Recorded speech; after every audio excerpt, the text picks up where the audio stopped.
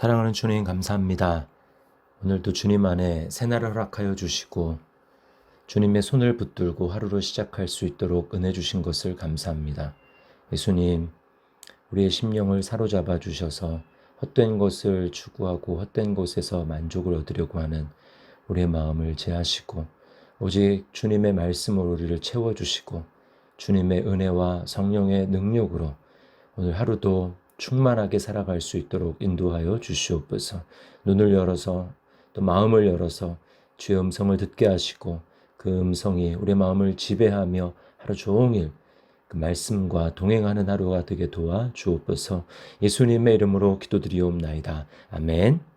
찬송가 64장을 함께 찬송하겠습니다. 64장입니다.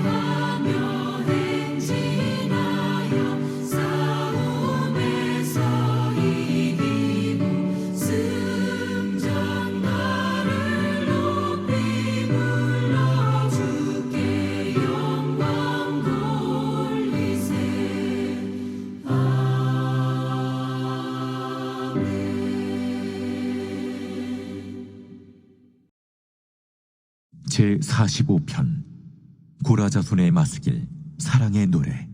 인도자를 따라 소사님에 맞춘 것.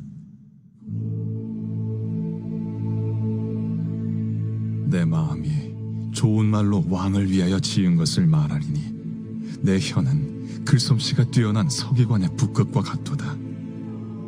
왕은 사람들보다 아름다워 은혜를 입술에 머금으니 그러므로 하나님이 왕에게 영원히 복을 주시도다. 용사여, 칼을 허리에 차고 왕의 영화와 위엄을 입으소서. 왕은 진리와 온유와 공의를 위하여 왕의 위엄을 세우시고 병거에 오르소서. 왕의 오른손이 왕에게 놀라운 일을 가르치리이다. 왕의 화살은 날카로워 왕의 원수의 염통을 뚫으니 만민이 왕의 앞에 엎드러지는도다. 하나님이여, 주의 보좌는 영원하며 주의 나라의 규는 공평한 규이니이다. 왕은 정의를 사랑하고 악을 미워하시니 그러므로 하나님, 곧 왕의 하나님이 즐거움의 기름을 왕에게 부어 왕의 동료보다 뛰어나게 하셨나이다. 왕의 모든 옷은 모략과 침향과 육개의 향기가 있으며 상하궁에서 나오는 현악은 왕을 즐겁게 하도다. 왕이 가까이 하는 여인들 중에는 왕들의 딸이 있으며 왕후는 오빌의 금으로 꾸미고 왕의 오른쪽에 서도다. 딸이여, 듣고 보고 귀를 기울일지어다. 내 백성과 내 아버지의 집을 잊어버릴지어다. 그리하면 왕이 내 아름다움을 사모하실지라. 그는 내 주인이시니 너는 그를 경배할지어다. 두로에 따른 예물을 드리고 백성 중 부한 자도 내 얼굴 보기를 원하리로다. 왕의 딸은 궁중에서 모든 영화를 누리니 그의 옷은 금으로 수놓았도다. 수놓은 옷을 입은 그는 왕께로 인도함을 받으며 시종하는 친구 처녀들도 왕께로 이끌려 갈 것이라. 그들은 기쁨과 즐거움으로 인도함을 받고 왕궁에 들어가리로다. 왕의 아들들은 왕의 조상들을 계승할 것이라. 왕이 그들로 온 세계의 군왕을 삼으리로다. 내가 왕의 이름을 만세에 기억하게 하리니 그러므로 만민이 왕을 영원히 찬송하리로다. 오늘 시편 45편은 왕의 결혼식을 묘사하는 장면입니다. 누가 지금 기록하고 있습니까? 이 고라자손의 마스길, 이렇게 이야기를 합니다.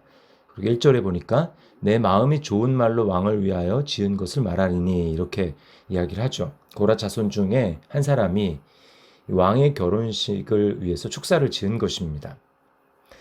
여기서 왕은 다윗 언약을 따라서 다윗과 또 다윗의 후손으로 왕위에 오를 자를 나타내겠죠. 그러나 궁극적으로 이 왕은 바로 예수 그리스도이십니다. 왜 그렇습니까? 히브리서 1장에 6절, 오늘 6절 말씀을 그대로 인용하고 있습니다. 6절에 뭐라고 합니까? 하나님이여, 주의 보좌는 영원하며 주의 나라의 규는 공평한 규이니이다. 이렇게 그대로 인용을 하고 있습니다. 그러므로 우리가 이 본문을 볼 때 바로 의미가 있는 것은 왕이신 그리스도와 또 신부인 구원받은 성도 이 주님과의 관계, 그리고 그 결혼식, 주님과의 관계와 결혼식을 염두에 두고 이 말씀을 읽어야 우리 제대로 이 말씀을 이해할 수 있게 되는 것입니다. 먼저 본문에서 우리가 주목해서 보아야 될 것은 신랑 되신 그리스도의 아름다움입니다.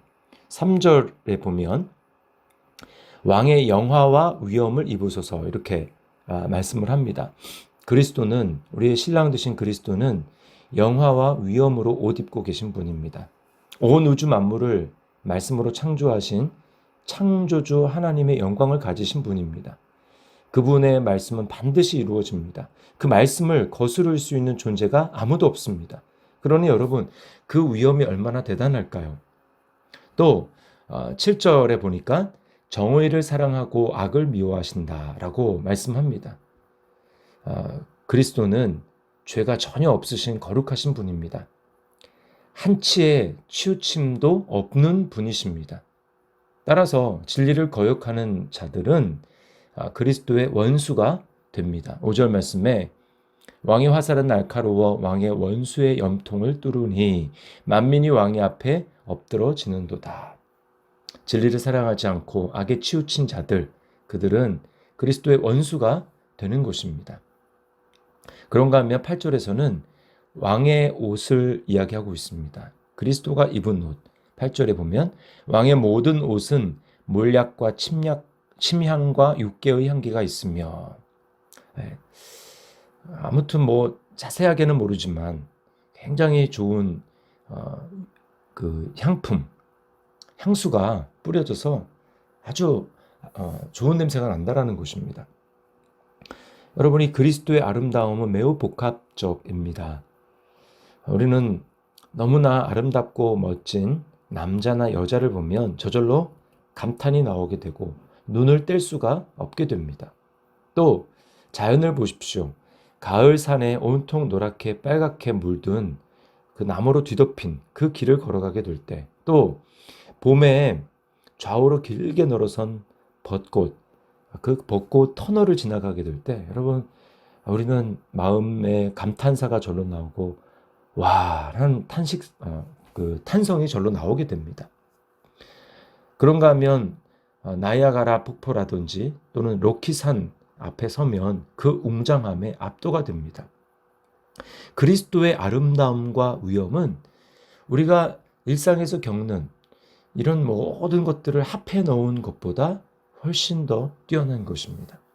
따라서 그분 앞에 서면 스스로 자신이 보잘것없고 그분 앞에 설 수 있는 자격이 전혀 없다라는 것을 깨닫게 됩니다.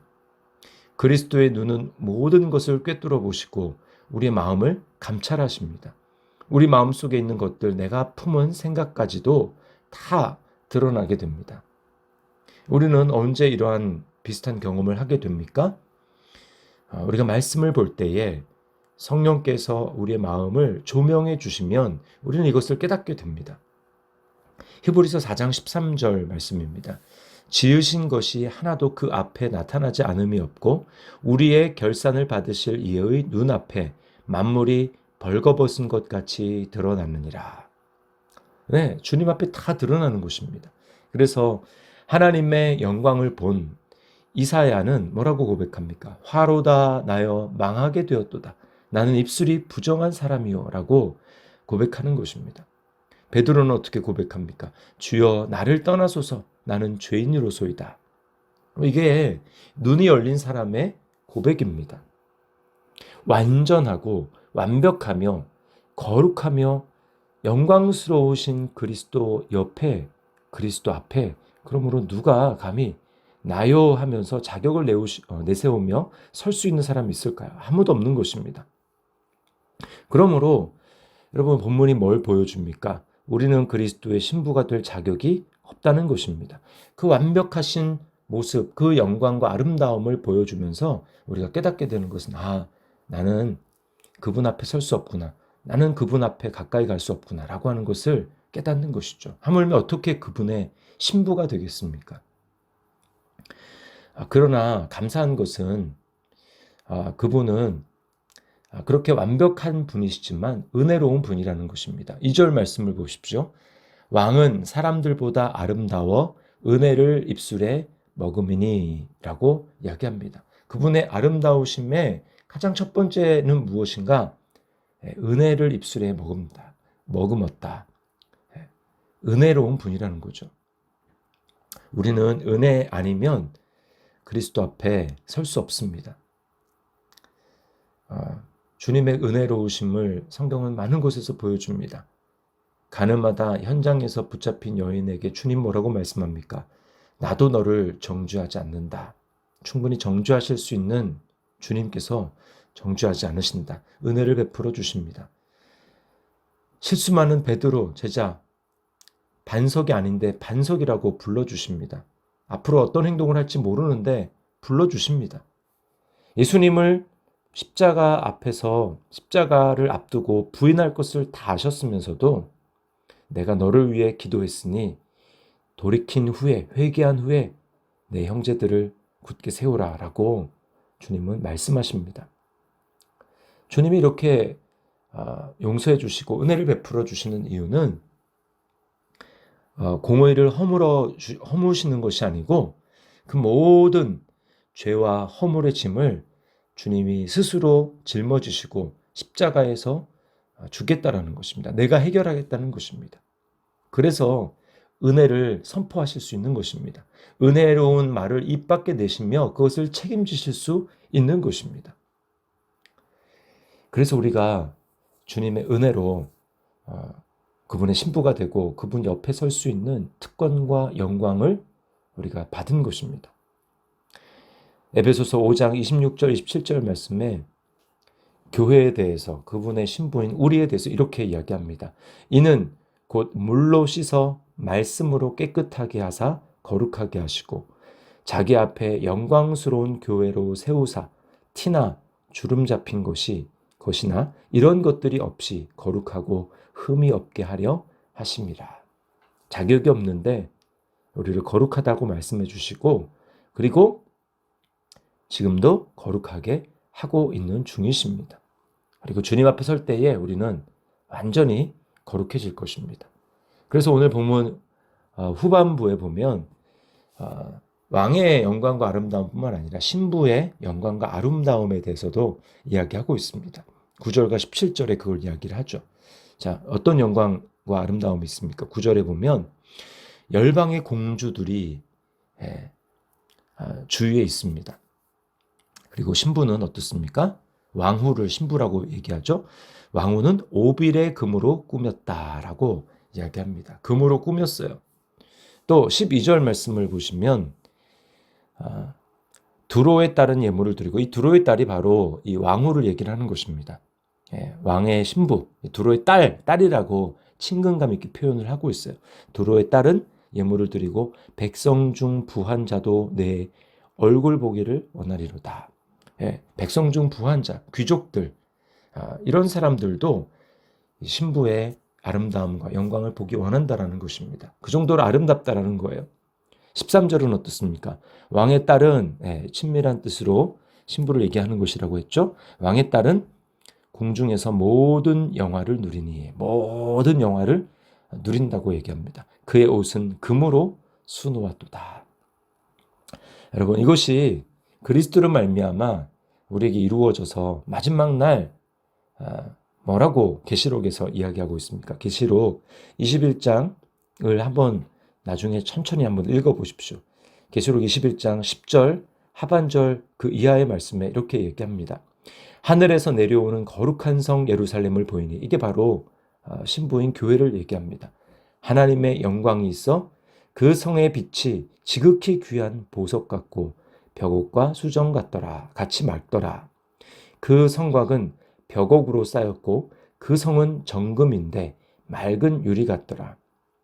그 성의 성곽의 기초석은 각색 보석으로 꾸몄는데, 그러면서 보석, 각가지 보석, 12가지 보석이 쫙 나옵니다. 그리고 또 그럼 뭐라고 얘기합니까? 그 12문은 12진주니 각 문마다 한 개의 진주로 되어 있고 성의 길은 맑은 유리 같은 정금이더라. 여러분, 더 이상 아름답게 묘사할 수 있는 것이 세상의 용어로는 표현할 수가 없기 때문에 이렇게 표현한 것입니다. 엄청나게 영광스럽고 아름다운 모습이라는 거예요. 이것이 바로 마지막 때 되어질 우리의 모습이라는 것입니다. 여러분, 정말 우리가 이 영광을 바라본다면, 그리고 우리가 거룩해져야 주님의 은혜가 우리 안에 더 충만하지 않습니까? 그러므로 신부된 우리가 어떻게 살아야겠습니까? 10절 말씀해 보십시오. 딸이여, 우리 신부를 향해서 이렇게 얘기합니다. 딸이여, 듣고 보고 귀를 기울일지어다. 내 백성과 내 아버지의 집을 잊어버릴지어다. 11절에 그리하면 왕이 내 아름다움을 사모하실지라. 그는 내 주인이시니 너는 그를 경배할지어다. 여기서 특별히 좀 주목해서 봤으면 좋겠는 게 내 백성과 내 아버지의 집을 잊어버릴지어다. 무엇입니까? 예전의 삶, 과거의 삶을 청산하라는 것입니다. 신랑을 만나서 신랑과 결혼하기 전까지의 즐기던 모든 것들을 다 정리하라는 것입니다. 오직 그리스도에게 나의 마음을 드리고 나의 정결을 드려야 합니다.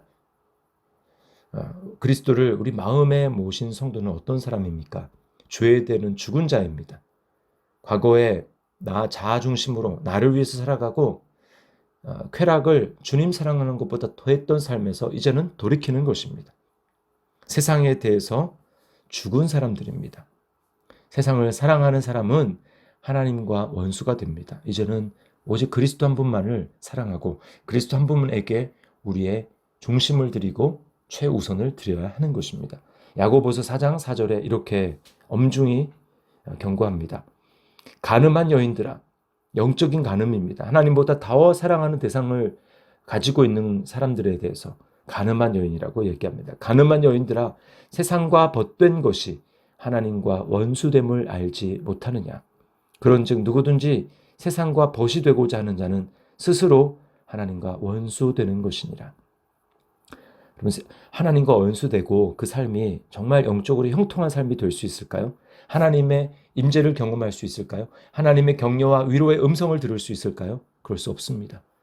여러분, 예수 믿었다고 하면서 이렇게 하나님의 원수가 되고 여전히 육신에 매어서 세상 것을 추구하며 살아가는 사람, 그 사람만큼 불행한 사람이 없습니다. 세상도 온전히 즐기지 못하고 하나님 안에서도 위로를 받지 못하는 이도 저도 아닌 삶을 사는 것입니다. 우리는 그렇게 살아서는 안 됩니다. 우리가 그리스도의 아름다움을 발견하고 그리고 자격이 안 되는 나를 그리스도의 신부로 삼아주셨음을 기억하며 우리 날마다 그날에 이루어질 영광, 그리스도의 영광, 그리고 그리스도 안에서 내가 갖게 될 그 영광, 그것을 날마다 바라보며 우리는 천국을 사모해야 합니다. 그리스도를 사모해야 합니다. 위의 것을 추구하며 살아야 할 것입니다. 그것만이 우리에게 진정한 보상이 되고 진정한 약속이 있는 삶이기 때문인 것입니다. 우리 이 말씀을 기억하며 그리스도의 아름다움을 더 깊이 발견하고 그리고 그 안에서 그리스도와 연합된 우리의 영광과 아름다움을 더 깊이 경험하는 날이 갈수록 이런 은혜가 더해지는 그런 하나님 우리에게 은혜 주시기를 예수님의 이름으로 축복합니다. 하나님 아버지 감사합니다. 말씀을 볼 때마다 하나님의 영광과 그리스도의 영광이 이렇게 큰데 우리는 어떻게 완전하고 완벽하시고 거룩하시고 죄가 없으시는 그 그리스도 앞에 그리스도의 옆에 설 수 있는 신부가 되었는지 생각하면 생각할수록 신비롭고 이해가 되지 않을 따름입니다. 그러나 우리를 정말 은혜로 구원하여 주시고 은혜로 성도라 일컬으시며 그리스도의 신부라 그렇게 여겨주시며 삼아주신 은혜를 너무나 감사드립니다. 주님, 평생 다해도 할 수 없는 이 놀라운 은혜를 받은 우리가 날마다 주 예수보다 더 귀한 것은 없네 고백하며 그렇게 살아갈 수 있도록 주님 역사하여 주시옵소서. 오늘도 그 영광 때문에 세상의 영광을 하찮은 것으로 여기며 넉넉히 정말 주님 때문에 기뻐하고 주님 때문에 감사할 수 있는 그런 하루 될 수 있도록 주님 우리 마음 가운데 충만하게 역사하여 주옵소서.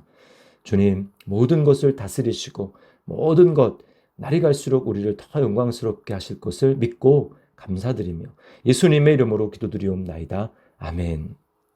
하늘에 계신 우리 아버지여 이름이 거룩히 여김을 받으시오며 나라의 마옵시며 뜻이 하늘에서 이룬 것 같이 땅에서도 이루어지이다. 오늘날 우리에게 일용할 양식을 주옵시고 우리가 우리에게 죄 지은 자를 사하여 준 것 같이 우리 죄를 사하여 주옵시고 우리를 시험에 들게 하지 마옵시고 다만 악에서 구하옵소서. 대개 나라와 권세와 영광이 아버지께 영원히 있사옵나이다. 아멘. 오늘도 기도 음악을 들으시면서 주님과 깊이 있는 또 간절한 기도를 드릴 수 있기를 바랍니다.